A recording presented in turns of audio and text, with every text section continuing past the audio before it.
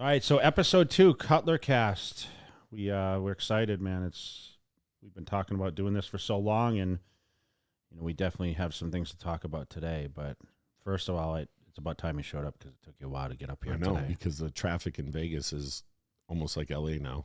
Well, not really, but Never as bad as LA. oh god, We always talk about that. How yes, I always say I want to be in California. That's still my ideal, right? Where you want to be in Montana and like in the woods. yes, far away from everybody. And I've actually been avoiding a lot of places in Vegas, not only because of the traffic, but the traffic, it has a lot of reasons. I think it's building up the way it is. And yes, construction, yes, people moving here, but the growth of the city is just crazy right now. And a lot of people, are having the same issue no matter what direction, but it seems to be centralized a lot around the Strip, right? Yeah. As long as you can avoid the Strip, it's not bad for of a city this size. But if you have to go anywhere near the Strip, it's a nightmare. Even when I come off the 215 and I come down, and let's say I have to go north, if I wanted to come up here and take that route, which I can, as soon as you get off the 215 and you wrap around and you come down next to the 15, as soon as you hit right there, it's backed up for a quarter mile because only one car at a time can go on the freeway. So even if you have to get up on Tropicana, you're still stuck. But anywhere near that Strip, it just seems like, even if you look on like Google Maps or Waze or anything, it's just constantly backed up from, I don't know, maybe downtown to, maybe around the Tropicana area. Yeah, listen, I lived in California. Yeah. And I remember a long time ago, I actually had this idea to try out for these movie roles. And I would have to drive up to Hollywood from Orange County, which is an hour. It's 45 minutes or whatever. But if you were in that traffic, and you've been there with me even for the Fit Expos and whatever else, it's a nightmare. Man, that hour can turn into 3. Yes. Quickly, and it's just stop and go, stop and go, stop and go. And today, now there's things that can entertain you a little more, podcasts and whatever else that we all listen to when we travel. Shout out to people stuck in traffic listening to this. So sometimes it kills the time. And I remember when Dave used to go film at Gold's Venice, he lived in Ontario, and that's far too, isn't it? It would take him 3 hours to go home. He would some days spend 6 hours a day driving in the car. Normally, he would get the traffic, break driving up there, so he'd go up and train at 12.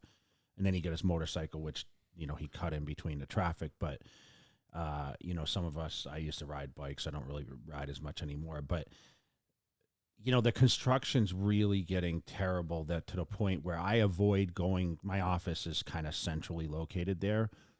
So I'm kind of near the Strip. And I can't avoid hitting any traffic or some type of construction when I go to my office, like whether I take 215 or I take the 95 to the 15, which they were trying to fix this whole, they call it the spaghetti bowl, where the 95 intersects the 15, and it's a cluster of bridges. But I'll tell you, man, it hasn't got much better. No, I don't think it will either. There's only so much you can do. And to me, Vegas, as they built it out, they didn't expect a pandemic to happen and a massive amount of people to move here, whether it's just for cost of living or weather or tax purposes or whatever. They weren't expecting it. So now, even though they built a certain amount, like now there's 4 lanes in some areas, well, 4 lanes might not be enough. So certain areas, the traffic is just ridiculous. But then other areas, you're completely fine. Yeah, and what the unique thing, if anyone sees the 15 in front of the Vegas Strip, so a lot of people coming down from Utah, everyone has to pass through going to California, right, through that section. And unfortunately, that section, all the exits to go to the Strip are off that section. So you have so many cars taking the right lane exit that it clusters everything. So when I do my interchange from the 95, it's very frustrating because, the traffic is merging, and then you have cars that are trying to get over, and then there's always an accident, right? Yeah. Because it's just way too much congested traffic. And then you have the Raider Stadium there. You have the Knights Arena. I mean, now there's talk about the baseball, which you talked about last week. It's just, Vegas is just blowing up. I wonder if they could do they did this in Tampa when I lived down there, if they could do a second story that from certain times 3 lanes go one way or the other. So when I used to live in Tampa, I'd go from Brandon to downtown, and there was so much traffic in there. They built a second story that was 3 lanes that someone could maybe get on near the 95. If you're not going to the strip, and you can just bypass it and then come down on the other side. Yeah, and that's kind of what they did with the HOV lane. They made an extra. I'm not going to lie. Sometimes I take the HOV. How much is a ticket if you get pulled over? $170, I think. Is it worth it? I mean, right then, when sometimes the traffic's there, it's if you're going to miss a flight, it's worth it. So, and you moved here to be in the vicinity. I remember when you said, I have to be near the airport, because you looked at the places up near me, and you were like, man, I found a nice place, but it's just too far. Yeah. Like, I'm 30 minutes from because the airport. I look at, if you, on the average month, I'd normally go to the airport 3 or 4 times. And if you live up by you either pay to park there, or you take an Uber. Well, if you leave for a week, you don't want to leave your vehicle there and pay $200. So it's a $65 Uber from my house. And the spot that I looked at was really nice, was actually further north of you. So you're out $150 just going to the airport. So if you do that weekly, I mean, you're at $7,000 a year just in Ubers. Yeah. So I always weigh out, and our trips are usually 3 days or 4 days, right? Max. So what I try to do is I weigh out, okay, if I took an Uber, I say between 40 and 65. Yeah. But normally if it's like during peak time, which seems like we fly during the peak times, that's where the Ubers, it can be 65. So let's just say it's $120. I have to weigh out, okay, is it going to cost me $120 to park there? I mean, I usually valet, so I'm like very close, and I can kind of walk in and they take my keys and whatever. It's just how I've done it since day one, even though the prices, you've seen them climb. Yeah. It's inflation, right? We're dealing with everything. But I never planned on living this far from the airport, but are you going to move closer? Well, as you know, I'm like, I don't want to fly anymore. You're always going to fly. I don't care what you say. We're connecting with our followers by doing this podcast that allows people like more insight in my life. And yes, we'll continue to do some of these expos, but as you know, I've been saying this for a while, is the expo dream like out of commission for some time? I mean, look, not every expo owner could have, got through this storm. Some of them might be in trouble. And then a lot of supplement companies might not have, made out during this last year and a half, and maybe they don't have that expendable money. So I think the big ones will still be there. The Arnold still be there. And like FIBO just got canceled, the 4th time? Yeah. So we were booked to go to Germany, and we just got a call, 3 days ago, that it's going to be postponed. It's in April. It's April 7th of 2022. That is the date of the Jay Cutler Desert Classic that's going to happen. So I'm trying to figure out if that's going to work or not. But that is one of my favorite expos. It's my favorite one. Everyone has a certain place for me, but Germany is just, the fans are just, they're wild there, right? And I think, we always talk about the enjoyment of like eating in the different cultures. Yeah. Late night we'd go eat, we'd go train at the gym, and we kind of made some connections there. Yeah, we get lost, and take the same Uber drivers. The same guy. Yeah, so we have a lot of stories, and we'll get into that later. But, the expos were our life, man. Yeah. Like that's the crazy thing, is now we've had to make a big transition to wondering if they're going to happen. We have San Diego is going to be in November. San Diego will happen. The Olympia one will happen. It sounds like the Arnold. I did a live last night, and they said they're going to have some vendors there. I think they'll have a couple small ones, but it's not the expo will be. It's not the large expo. Nope, it's just going to be in a hall. They're going to do a show with 4 divisions, and they might have a couple vendors. Maybe title sponsors will have a couple things set up, but it's basically just a show. Yeah, and unfortunately, I'm in a wedding. Like I'm attending a wedding that weekend, so I will not be present at that. Yeah. And but next year, I mean, I know that San Diego will happen, Olympia will happen. I was just chatting with the guy from Fitness Festival in Sweden. He still doesn't know if they're allowed to. The Abu Dhabi one got canceled. I think the Dubai Muscle Show is still happening, because I know one of my athletes, the company, just reached out and said they're booking his flights for it. And then the Fit Expo will happen in January, pending, who knows what will happen with mandates and stuff by then, if things will change. But yeah, we were always talking, we were hoping that it'd be finished by then, but here we are going through a second phase now. And I remember talking to the airline people and saying, September, we're done. The masks are coming off and it's going to be wide open. And here we are coming into one other one August. too, Tamers, the one down in Brazil. Yeah. He said that one's going to happen. So maybe we'd go to that one. That's on Thanksgiving weekend. And we do have our tour scheduled for Canada. Canada, a week after Olympia. Yes, so that's going to be exciting for us. I'm getting a lot of feedback already, so I'll be touring the supplement worlds there for Josh, and I will be doing Edmonton, Calgary, Saskatoon. Yes, Regina. in Regina, yeah. So that'll be cool. We've been up there before. Yep. Great fan base there. We were very, very surprised how many people came out, and I think we didn't get to do Calgary last time because it wasn't open yet. Yeah. I think Calgary will be that's one of it's one of the biggest cities in North America. It's a couple million people. So yeah, it's kind of funny because I had a tour scheduled. I did this some years ago, and I remember the flight was delayed because of weather, and I had to skip that location. So now I've been there before to guest appear, but I not for meet and greets. It was only like guest posings or whatever, and it was some years ago. So some of the Canadian fans, I mean, every culture has their different classification of what I consider like super fans or whatever or supporters. But Canada has like hardcore bodybuilding. Like they show up. They follow it. Yeah, they show up. I literally just looked at the video the last time we went to Edmonton. And it was me, you, and Antoine. We were in the car, and he filmed it, and the line was, eighth of a mile long, wrapped around the building, and he was filming it as we went through it. I'm thinking, wow, this next time it's going to be even bigger because it's going to be on a weekend, and I think it's going to be even bigger. Yeah, so we the process is to book these things. It's harder than what you guys think. So, when we plan these tours, we have to give ourselves enough time, and there's very little time for us in between. Like by the time we book an event and say it's a 3-hour event, it always turns into 4 or 5 or sometimes 6, right? And then we're catching a flight or a transportation to the next location. We get up, we still get the training and whatever in, and then, it's back at another event. So this is going to be 4 days in a row, and it becomes taxing, but we have to account for everything. I know we had to change some times because of the travel schedule. People will ask, they'll talk to me about what I do for a living, and they'll always say, oh, it must be so great.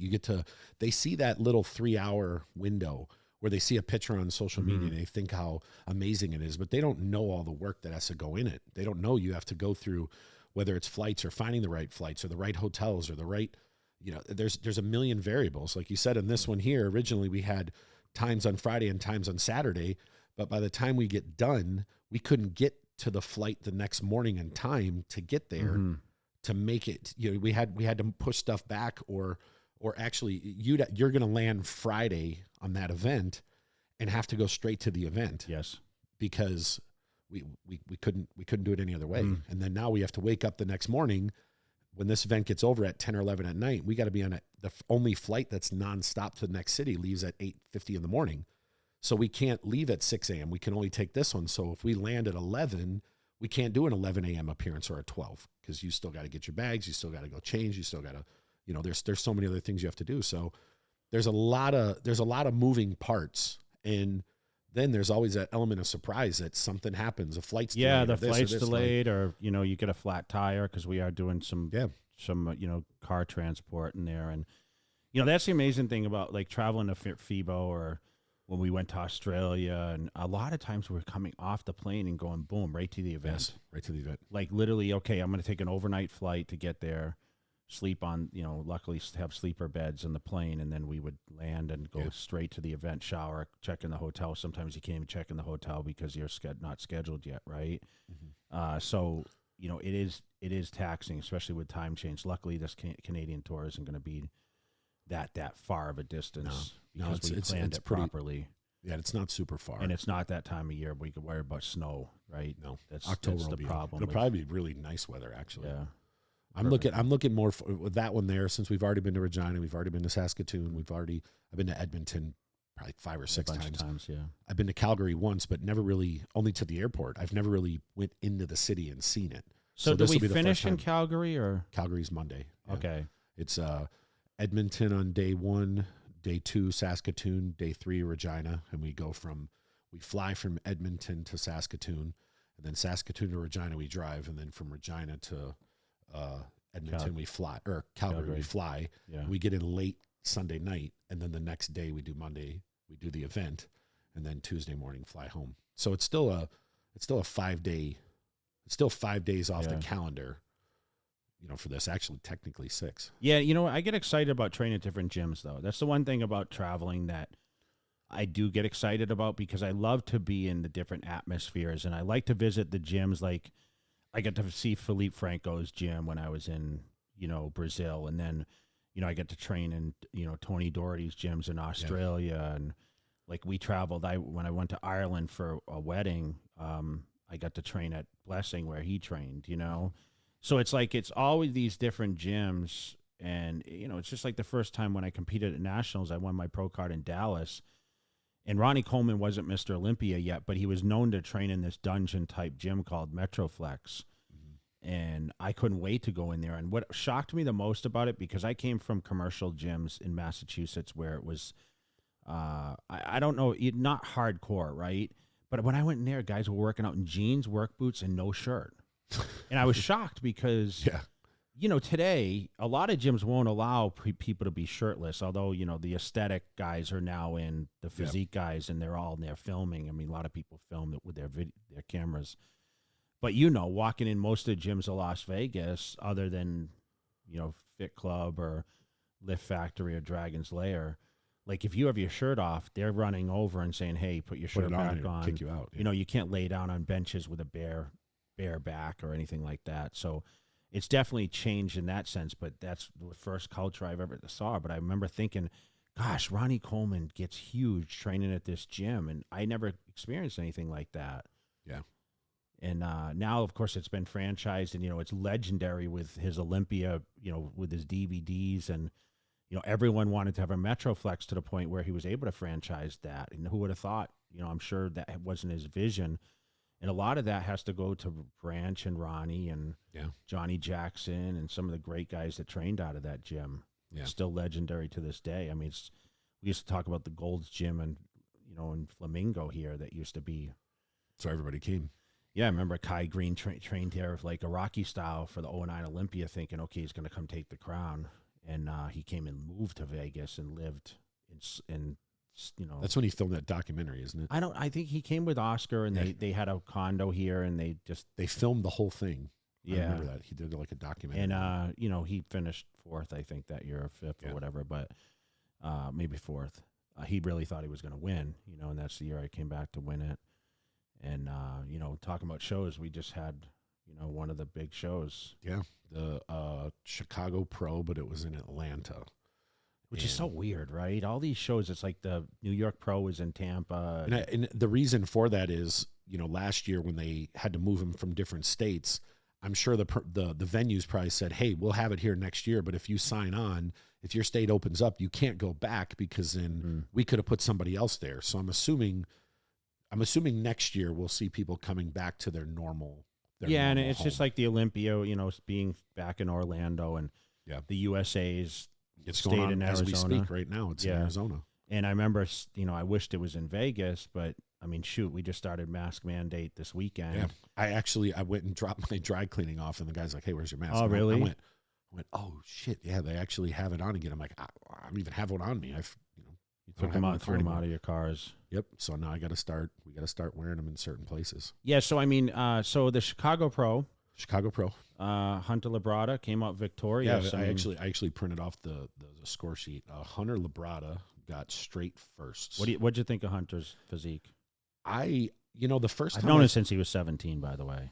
Yeah. He used to, I guess, pose for his dad at 07 after the Olympia to Texas. And I remember Hunter came backstage with his buddies to say hello, and, you know, he hadn't even really started his journey yet, only watching his dad. And, you know, here he is now being a top contender, right? Yeah. Like, obviously we don't have pictures in front of us, but from what I looked at, the first time I saw him compete as a pro was actually at the Tampa Pro, and I was at the show. And I remember if I text you or someone else and I said, man, if this kid keeps going in the same direction, he has Mr. Olympia structure, shape, roundness. He just has to mature.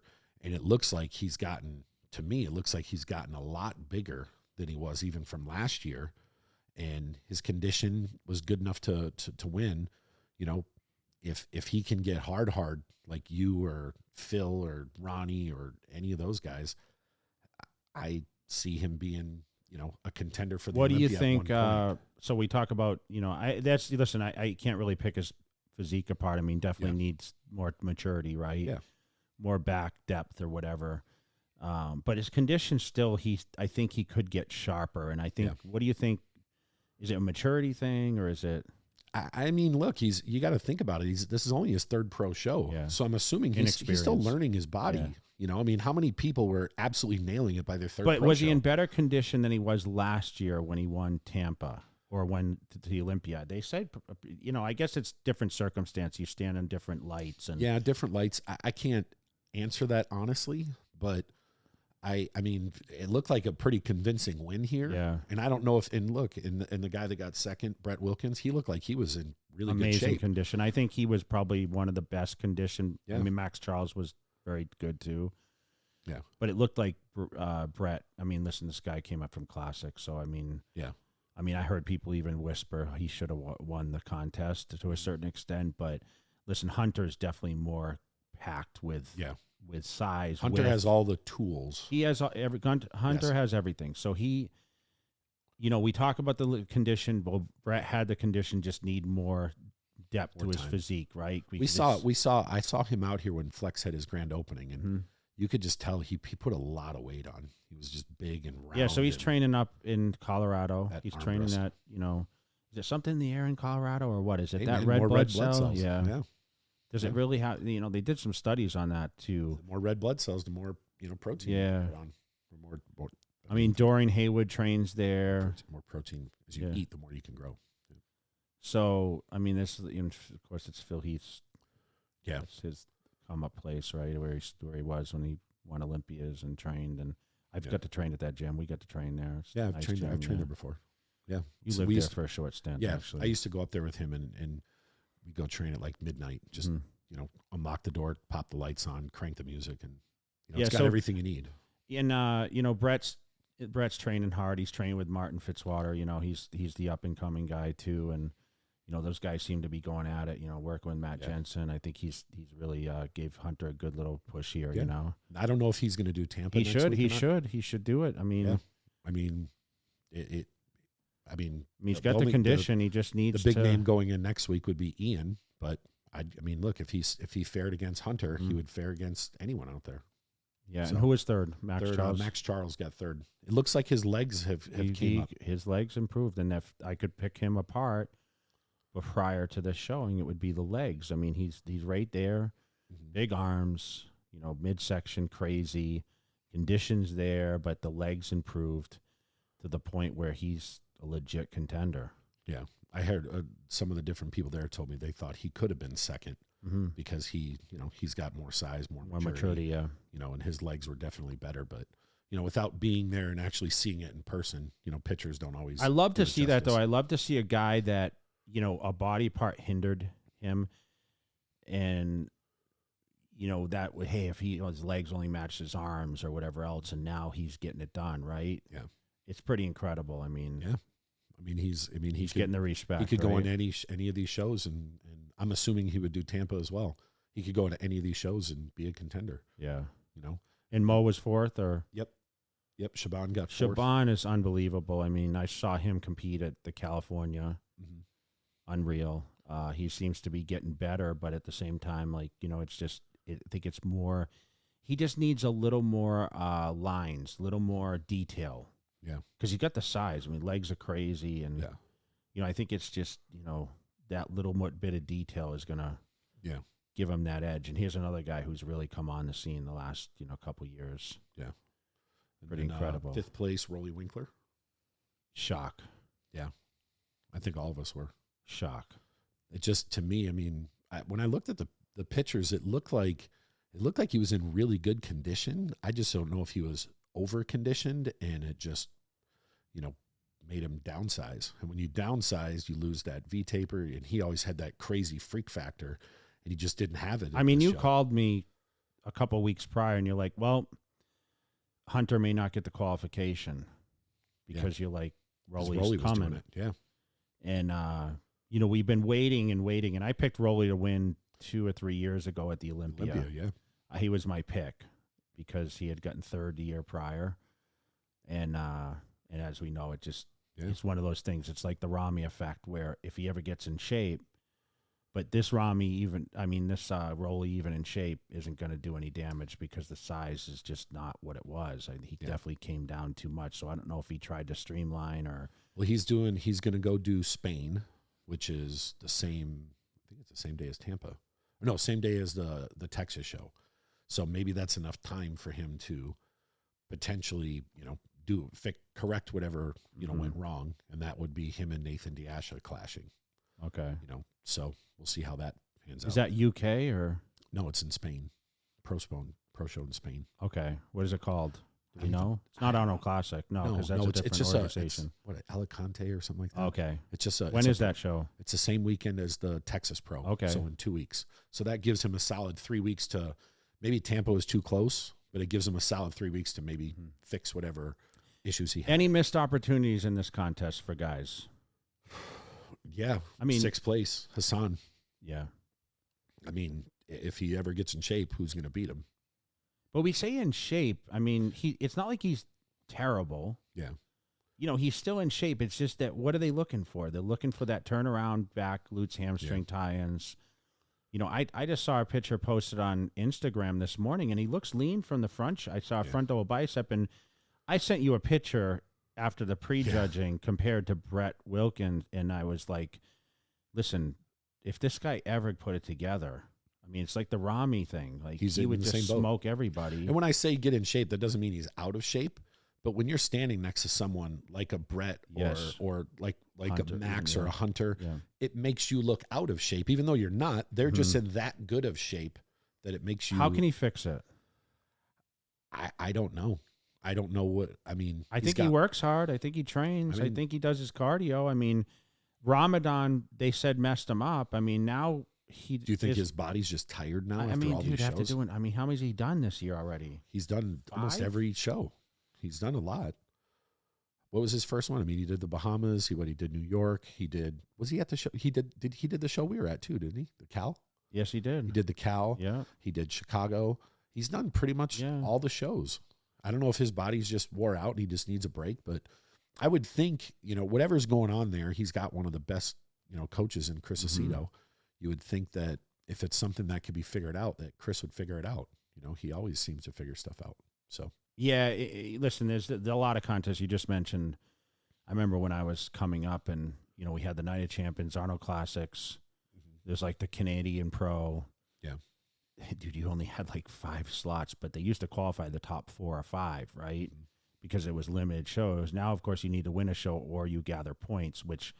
He can go to the Olympia on points, but is it worth going to the Olympia if he can't figure this out?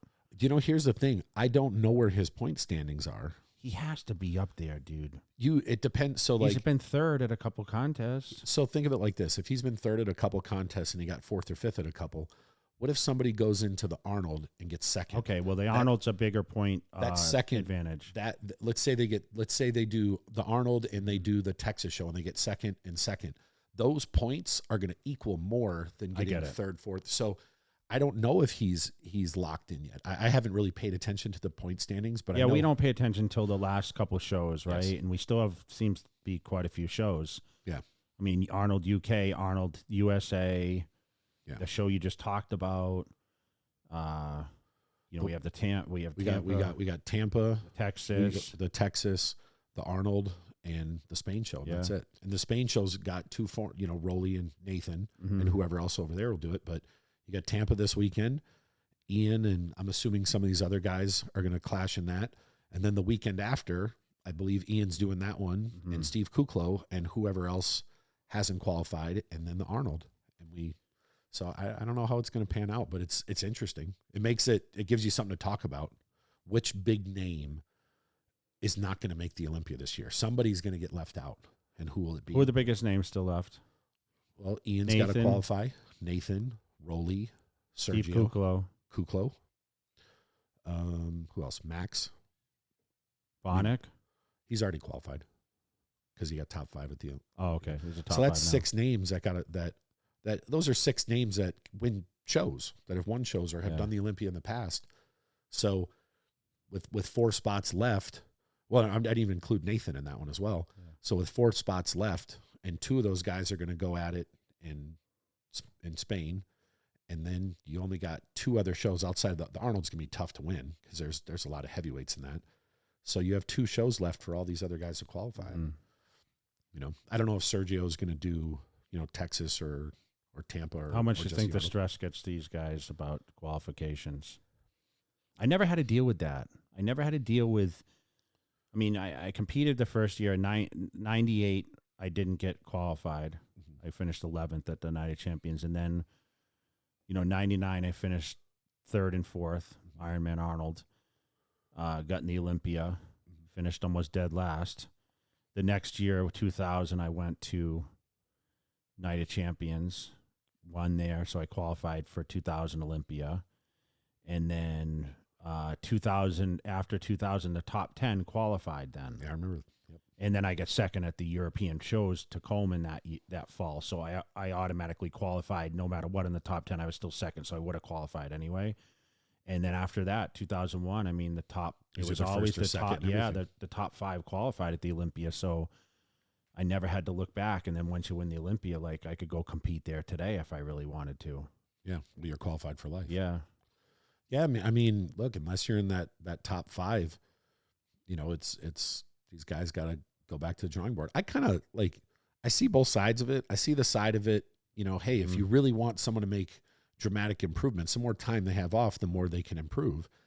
But sometimes you still want to see some of these guys that are up and coming, like, go out and do battle and do the New York pros and the Arnolds and the Arnold, you know, Europe and the Texas pro. You still want to see them, you know, do these other shows. Yeah. And I think that's what a promoter's dream is, right? Of course. Because you want to have the heavy hitters in your contests. And back in my era, like, even the heavy hitters, the Ronnie Colemans, the Kevin Leverones, the Flex Wheelers, like, they did the $10,000 Night of Champions, and like, they wanted the ring. Yeah. You know, back then it was cool. Yeah. They wanted that title. It meant something in their you know, in their career. So, you know, they wouldn't just say, oh, you know what, I'm only going to do a show. I'm too good to do this. It's almost like sometimes guys are afraid to step on certain stages. Yeah. And I was kind of victim. I'll be honest. Like, I was afraid to go back to an NOC or it's New York Pro now or whatever, but because I felt like, okay, I already won Arnold's and I'm in the top 2 at the Olympia. Like, do I go back and chase 10,000? But the big problem is so honestly, I was getting paid more than 10,000 to show up at a guest appearance that I didn't have to train for and spend money to get ready for. But think about if you did one of those shows, the guys that see Jay's in there, that's their Olympia. Yeah. So if you're off a little bit, which you can be, nobody's perfect. Some of these guys could catch you if they put it all into that show. But that's the difference today, because a lot of these guys, like the Sergios and the Steve Kukalos, they're not getting the guest appearances consistently enough to outweigh the competitions, right? They have, number one, they have to qualify, but like, they will go compete in certain shows because, listen, the financial reward isn't, like, they're not hiring guest posers as much anymore. Yeah. Yes, you can do personal appearances. Yes, you can go on social media, and you know, we have YouTube and all these other things that help drive revenue. But like, it's not just free money out there, you know. With just because you're a big name, someone's calling you to come attend a show, or we can't really fly overseas right now, so it's all changed. Yeah, I assume it's changed permanently. Yeah, it's not going to go back to that. You know, just like anything else, once you take something away, it's hard to get it back. Yeah. You know? What questions you got for me? So we went through some questions, some fans asked. Yeah, we want to make sure that we get everyone to, you know, we do get a ton of questions. You can imagine what my DMs look like, and I'm sure you get questions arise. So throw a couple at me. So we just went through and pull out some random questions, and down the road, fans can message, you know, or they can message you, message me, or just comment on the bottom. The first one is, how do you stay in such good condition after you've been retired? It's a good question. Yeah. You're around me. You see the nutrition is the main thing. I've kind of changed my eating habits a lot. Like I eat a lot more organic food now. I work with Trifecta for quite some time now.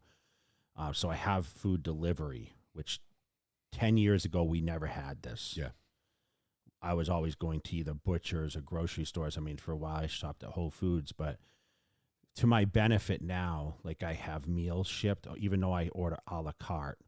So I prep my carbohydrates, like my rices and potatoes and oatmeals and stuff like that. But I'm able to get all my meats and my fish and all that stuff that I can prep. And it's pretty much cooked anyway, but I do like to skillet it. The nutrition is the key.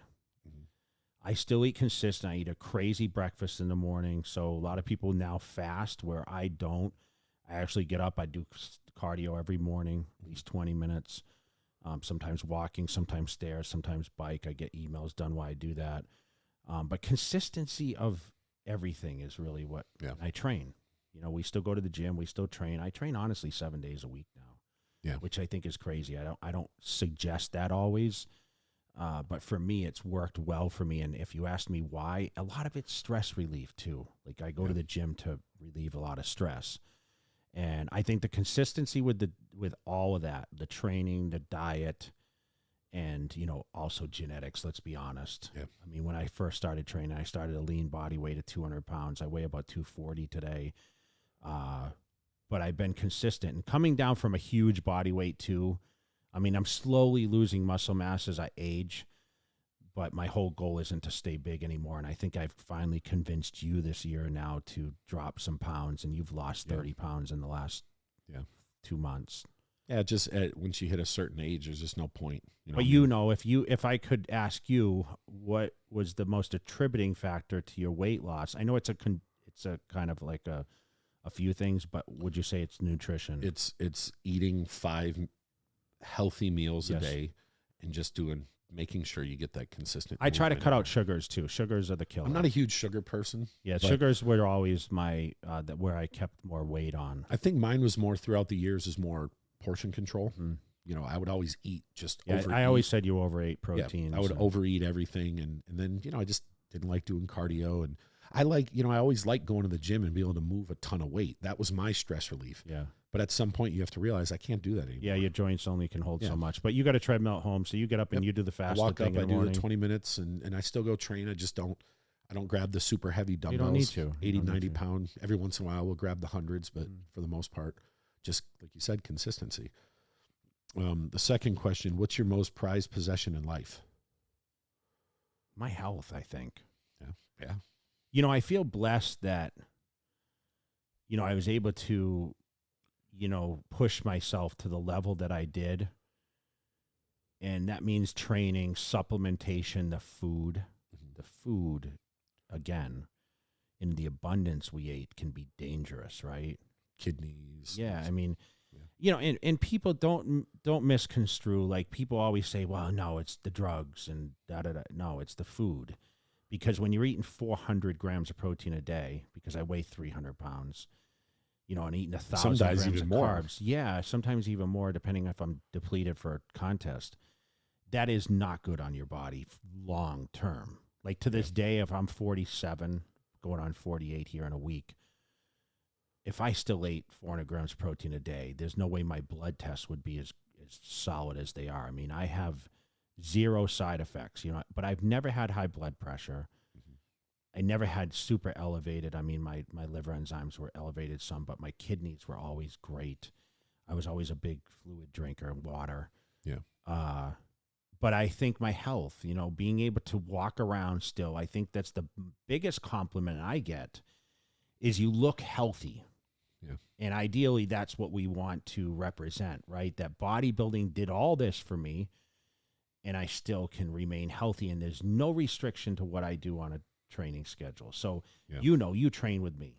I can do all the presses. I can do all the no knee pain, no shoulder pain, no joint pain whatsoever. And I'm blessed with the health. Yeah, and you, unlike a lot of these other guys that I've seen throughout the years, you always did the therapies and the massages and there's so many attributing factors. There's so many things that it makes a difference down the road. But without your health, you have nothing.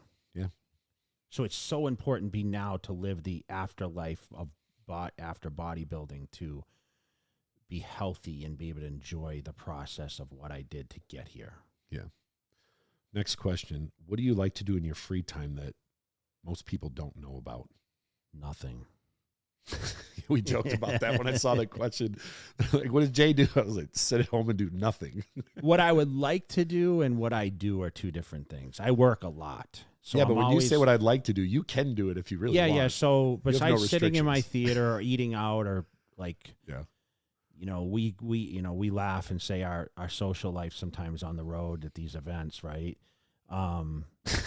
Like, listen, I love sports. I mean, I'm a sports guy. I don't like going necessarily to sporting events, but I like watching and following it. We talked about basketball last week. But man, it's kind of shifted. I mean, I have quads in the garage. I'd love to ride. Have they ever seen Josh dirt? tries to get me out in the boat every weekend, but he's not going out there too much right now. The lake's kind of low right now. Has your quads, have they ever been dirty? Yes, when Larry took them out. So you've never even took them out. But I grew up on a farm, so I was able to ride a lot. I just but that was like 80 years ago. You need to do it now. I know. So I used to ride motorcycles, but man, when I can shut my brain off and I can relax, that's what I like to do. But if you ask me today, like, okay, what are you going to do this weekend? Nothing. Well, no. I think we'll eat out and like, I mean, dude, I just love working out and I like the experience. I don't know. It's just there's a lot of things I like. You're really a boring human. I know. It's okay though. It's okay. If you could go anywhere in the world on vacation, where would it be and why? I want to go to Thailand. You never been to Thailand? Oh, that's right. You haven't really been to Asia much. And you know what? The thing that keeps me from going to Thailand is the flight. It's far. It's far. I've been there many a times. So I think Thailand, New Zealand is on the bucket list because Australia is my favorite. New Zealand, I want to go to Bali, and I want to go to Thailand. See, whenever you go to like Thailand or Bali or, because I lived in Hong Kong for years and I've been across the ocean 100 times. When you get across the ocean, it's still like another half a day trip. So let's say you fly from here to San Francisco to like Japan. Well, it's still another 7 or 8 hours. Yeah. Just depending on where you're going. If you're going to Koh Samui, if you're going to Phuket or Bangkok or no matter where it is, or Bali, sometimes it's still another half a day to get there. And that's the part that gets me because there's no direct flight. Yeah. So you're going to have multiple connections. So that's my bucket list. So Thailand, Why Thailand though? What's the reason for it? I've always heard that like you can stay for very cheap money and like a king. Like if I can stay in a villa or I heard the beaches are great. You get like 3,000 baht, which is their currency. And I remember the first time I went there, you get like the food's supposed to be amazing, like fresh seafood. And it's like out in the wide open. They have like you can get a massage, and you'd go there, and two people get a massage, and they'd be like, oh, it's 300. I'm thinking $300, like 300 baht. And I'm like, man, 300 baht, that's a lot. But then when you start thinking about it, you're like, that's $10. Yeah. So I want to have 3 people massage me. You could for like $15. Like at least twice a day. Yeah. And I want to eat the great food, and I want to be in, we love nice hotels. Let's not kid each other here. Like we've traveled to some great places. Yes. And we've stayed in the dumps, and we've also stayed in amazing spots. Yeah. So I want to experience it. I mean, I've always heard about Thailand, and it's worth going. If you're going to do it, you go for a couple weeks, and you go to Koh Samui, you go to Phuket, and then you go to Bali, and even spots in Vietnam are like that, or the Philippines. You can go to Boracay or one of the other or Cebu or one of these other beautiful places. But once you go experience that, you'll. So book me in Thailand, man. Let's go. All right. Well, we'll find someone if there's someone out there who wants to book. Jay in Thailand. Or Bali or one of these places. What is your favorite magazine cover and why? It's me ripping Dexter and Phil. Tell the backstory. Okay, so it's a Flex magazine. It happened after the 2009 Olympia comeback because, listen, I was down and out. I lost to Dexter. Phil and Dexter were on the rise. The editor at the time didn't see my future lasting, meaning on top. So I was kind of the underdog going into 2009, and basically they kind of, I'm sure, had plans for Dexter and Phil to be the highlight of the next year into 2010 as being like the stars. Mm-hmm. And, you know, I was angry, you know, that comeback. I saw a lot of people leave that believed in me way back, and they kind of gave up on it. And I came back and I won it in convincing fashion. You were there. And, you know, I was leaving at the time Flex magazine, so it was kind of like see you later. I signed with Muscular Development, so it was kind of like, hey, you know what? These aren't the new generation coming, and I'm still here. And they put me on the cover, tearing their covers, like, because they had basically planned covers with them, and I was breaking through the magazine cover, the Flex that they were supposed to be on together as the top two, and you know, I won it back. So you know what? After saying that, I think you need to have that as a poster. Like, yeah, it's pretty wild. It's, you know, I see it sitting on the wall over there. Over I actually think, you know how you sign some of the certain posters that people can buy? Yeah. If that's your favorite one, we need to get an exact poster made of that one, because people would love that, especially since it says he's back. Jay Cutler makes history. I'm reading it right now on the bottom over there. Yeah. So maybe we can pop that up on the screen, huh? Yeah. And then the last one, what's the most touching story a fan has told you? Did it motivate you any certain way? I mean, I don't know if I can pinpoint one. I'm looking on the wall right here.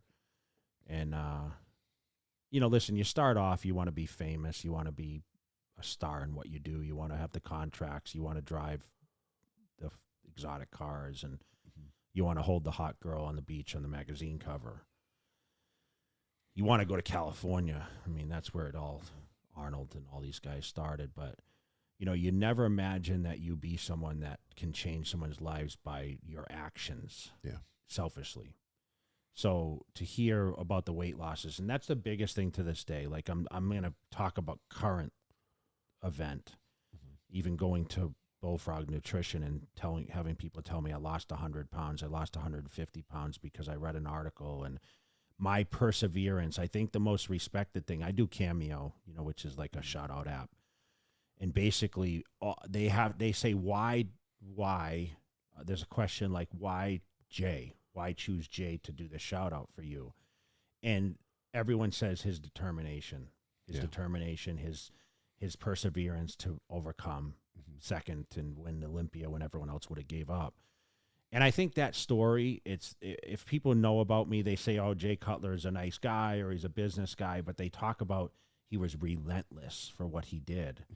And I think that's just crazy to me, because I'm just a guy with a dream and a vision. Yeah. And I did it.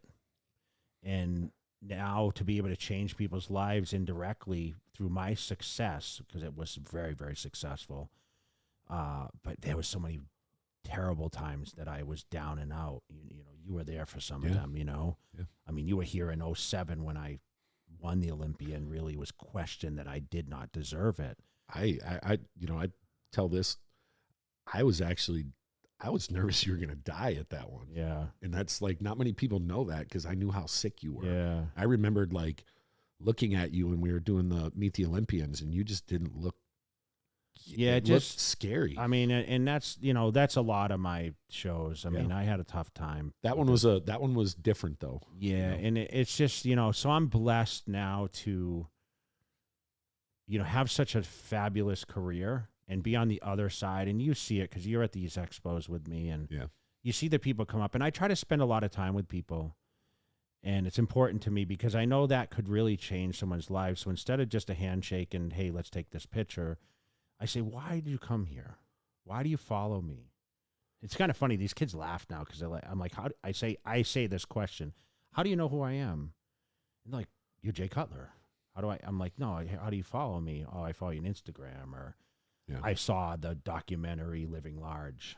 Yeah. You know, that seems to be the most common one, but it's just something I did along the line that caught the attention, and that's the blessing that I have. So, you know, between the weight challenges, you know, fighting cancer, you know, people crying when they come see me, men and women, of course, at all walks of life, you know, I'm just truly blessed. And that's what brings me back to the expos, because you know yourself, I don't want to go to as many. But once I get that vibe from people, when they show up and they Glad wait you're in there. 3 hours. It makes it so worth it for me. We finish a long day at those expos, and I'm sitting there at the table, and I'm sitting in peace and quiet, and I'm like, man, I think about, Joe that came over, or, Sam or whoever that came up and said, you changed my life. Mm-hmm. I said, thank goodness I'm here. Yeah. And that's what keeps me driven. That's what keeps me doing what I do. I get a lot of times, just when we go to some of these different appearances, people will tell me stuff while I'm standing there before they come to you. Mm-hmm. And sometimes it's, hey, look at this picture of me. I was an infant and now I'm 15 or 16, Yeah. or look at, this is the first time I met Jay 3 years ago, and look at how, they're 300 or 400 pounds, and now look at them. Or they'll tell a little story, and they get really excited, So then when they finally get to see you, I'll just kind of look out of the corner of my eye and see, like, you really legitimately change somebody's life, not someone that just says it. There's a big difference between, I always say this, actions and words, a big difference. Some people out there might say, oh, I change people's lives, but they don't really know if they do. Mm-hmm. But with you, we know you do, because it doesn't matter where we go in the globe. Somebody there says something. They have a story, and that story changed their life. And guess what? They tell 50 other people about you, and then somebody else follows you, and you might change that person's life too. So that was a good question. Yeah, we appreciate all the questions. Yeah. I can't wait to get back on the road, and we'll just keep doing it and keep everyone motivated. So yeah, well, it's a wrap. Number 2. Yeah, in the books. All right. Until next time.